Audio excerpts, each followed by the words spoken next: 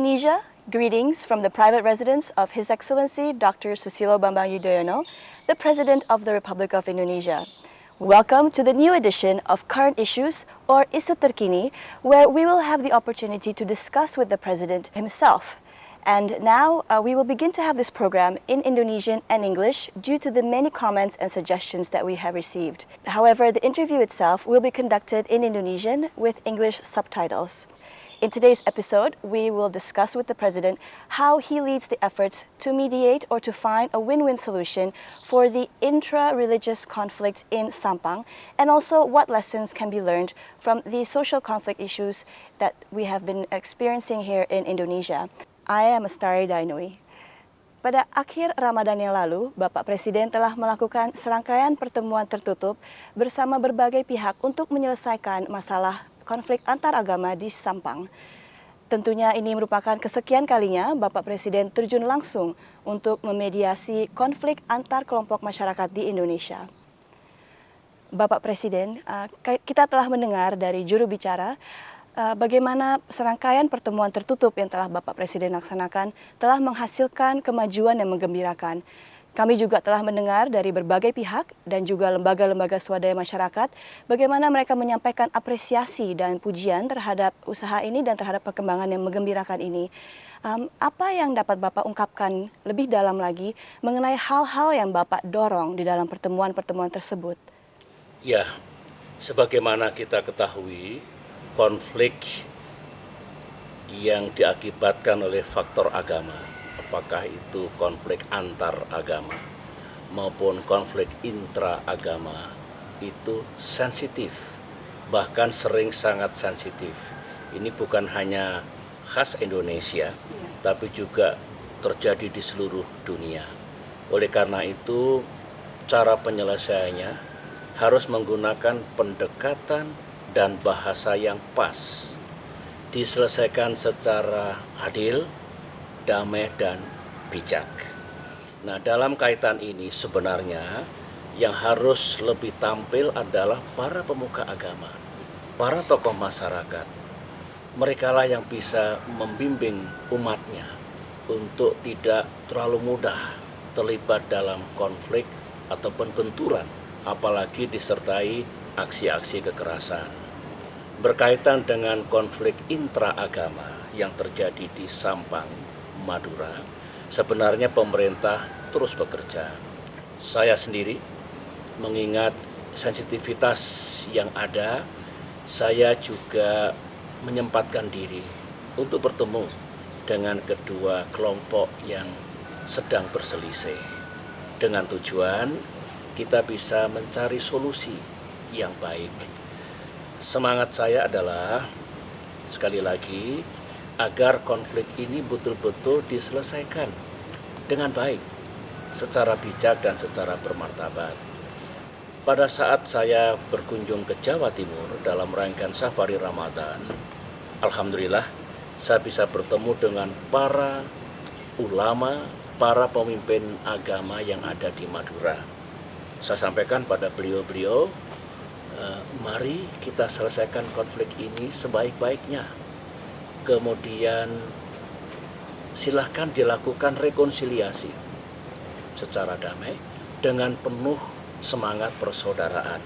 Saya senang bahwa respons dari para ulama baik, sehingga saya bersyukur ini awal yang baik, dan menurut saya tanda-tanda bahwa insya Allah konflik itu bisa diselesaikan dengan sebaik-baiknya. Tentu, sekali lagi tentu, memerlukan proses dan tahapan yang baik. Saya persilahkan dan dipersiapkanlah segala sesuatunya, pihak keamanan menjamin keamanan, dan kemudian kalau semua turun, pemimpin agama turun, saya dengar Rektor IAIN Surabaya juga turun, pemerintah daerahnya turun, pemerintah pusat membantu, saya pun juga melibatkan diri. Saya melihat prospek yang baik, peluangnya ada. Oleh karena itu, saya terus mendorong dan mudah-mudahan apa yang saya bicarakan dengan para ulama di Surabaya kemarin segera bisa dilakukan. Saya juga menyampaikan kepada para ulama, insya Allah kalau segala sesuatunya berjalan dengan baik, saya akan berkunjung kembali ke Madura Saya akan kunjungi semua kabupaten, Sumeneb, Sampang, Pamekasan, dan Bangkalan. Tentu bukan hanya urusan konflik intraagama tadi, tetapi bagaimana kita bisa memajukan, bisa mempercepat pembangunan di Madura agar kesejahteraan rakyatnya makin meningkat. Kira-kira itu yang dapat saya ceritakan pertemuan saya dengan para ulama dan semua pihak yang sedang berselisih sekarang ini. Terima kasih Bapak Presiden.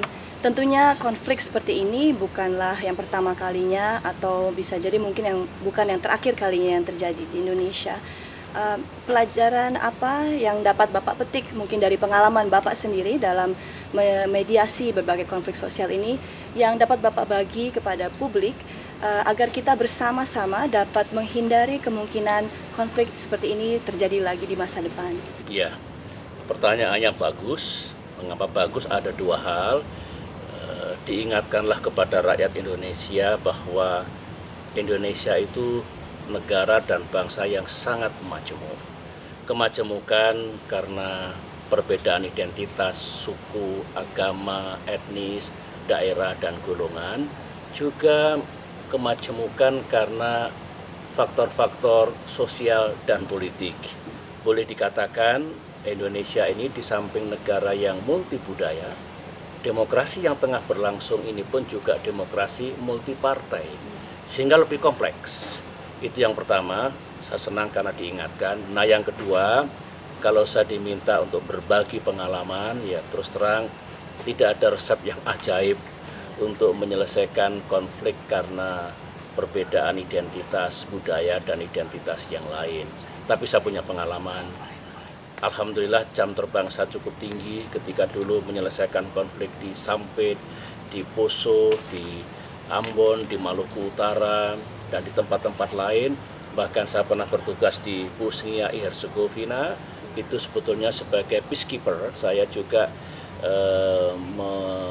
merakit kembali, menghadirkan kembali perdamaian atas daerah atau kawasan yang sedang berada dalam konflik juga berakarkan pada agama dan etnis.